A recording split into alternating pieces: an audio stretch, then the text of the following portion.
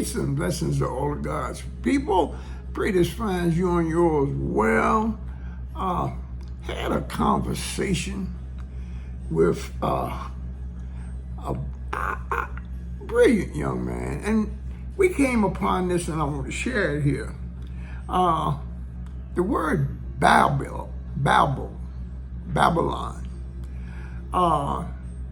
in the 11th chapter of Genesis, we see how this word came into being.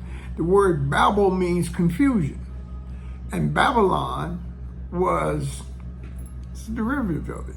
The story is told in Genesis chapter 11, verses 1 through 9, King James Version, and it goes like this: and the whole earth was of one language and of one speech.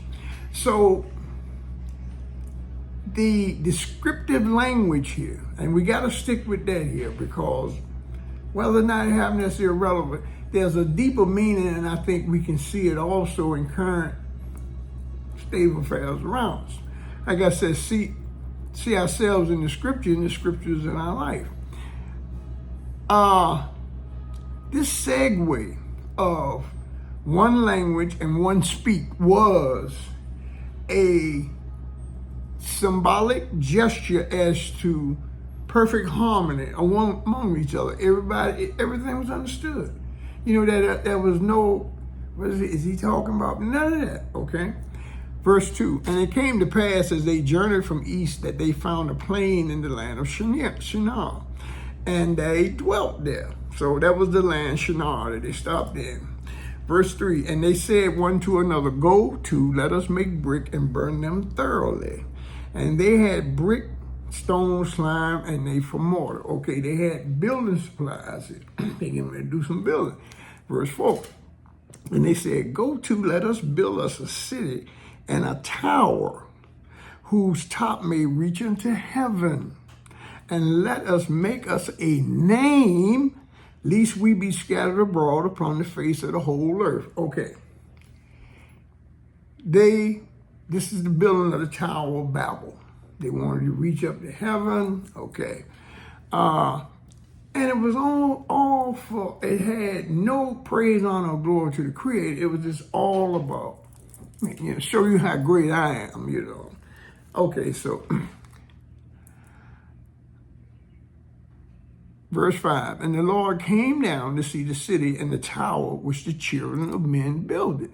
Now,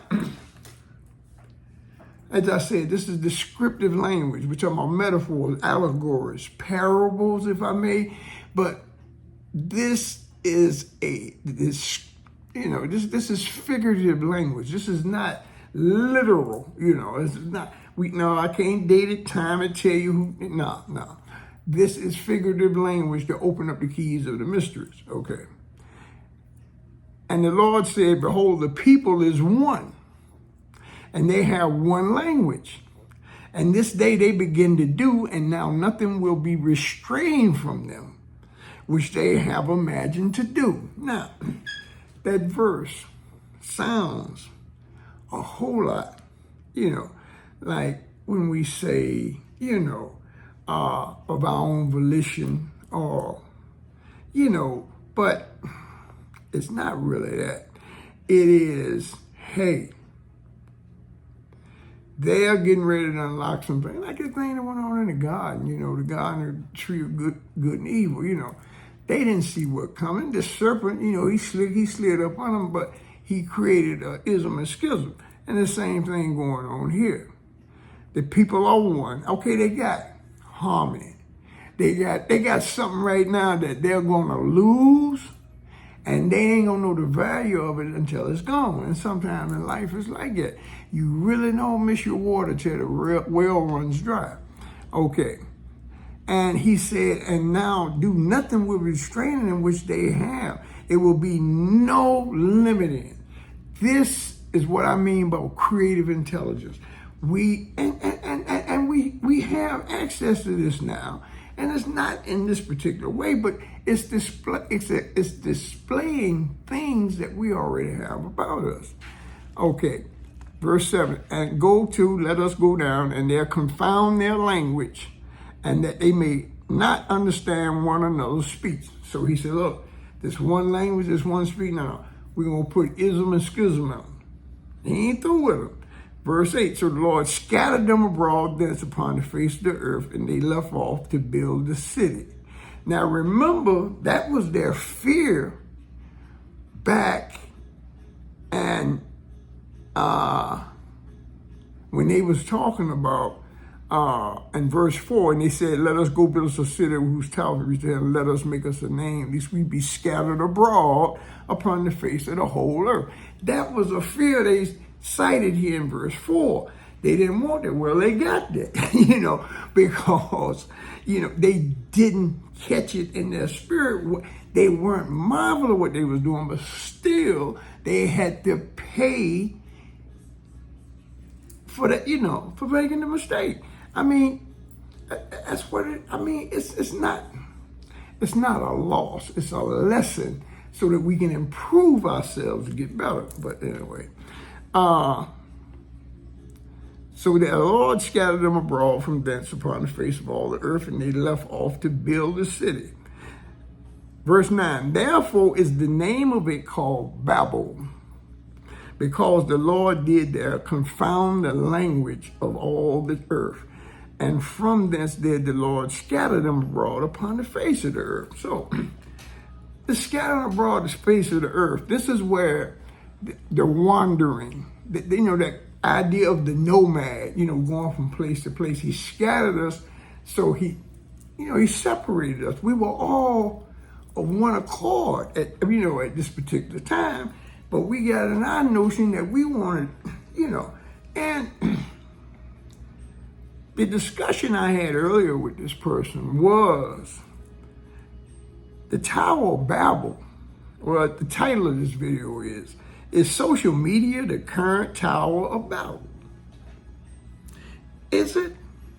I mean, aren't we not coming into this whole social media thing? I mean, I'm talking about me, I'm in here right here with y'all. Aren't we coming into this thing, trying to in some way? Now, I know it's people that come in and they can assume personalities and, different things, but I mean, in a lot of different ways. Social media is a outlet for overwhelmingly amount of information. I mean, it's just so, you got a pro and con to everything in social media. And it's just a matter of, just like in life,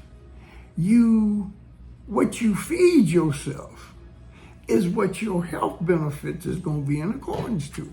If you eat junk, you'll have a junky life. If you eat things that, and I'm not pointing the finger at, I'm not talking about, I'm just saying, we are what we eat. And the same thing in social media. Whatever you feed yourself, that's what you become. That's just life in general. So I do see a lot of connections between the attitude that went into those who was building the Tower of Babel and the way we now, everything now is about, the external, how we can impress upon ourselves through social media. Now, social media is pretty much like money. It's what you do with it. Like I say, the quality of what you do should come through in what you come on these videos, and that's why I try to stay as close as grounded, because I know I need a lot of fixing. And I know it's a lot of folks out there like me. I know some of y'all out there, y'all perfect, y'all don't need nothing, but I'm just saying, we got to learn how to turn this misery into medicine. And the medicine, now I ain't gonna say the word magic, because y'all gonna have me tied up with something else.